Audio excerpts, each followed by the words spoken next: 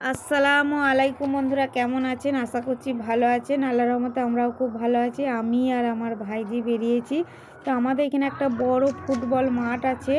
তো এই মাঠটিতে কিন্তু মেলা হয়। অনেক অনেক দূর থেকেও কিন্তু এখানে খেলতে আসে, ফুটবল খেলতে আসে। তো এই মাঠটিতে কিন্তু 7 দিনের মেলা হয়। মাঘ মাসের 7 তারিখ থেকে মেলাটা আরম্ভ হয়।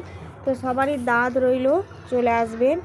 মেলার কাজ কিন্তু শুরু হয়ে গেছে, অনেক বাঁশ সব কিছু নেমেছে। তো স্টেজটাও এইদিকে করা হয়েছে।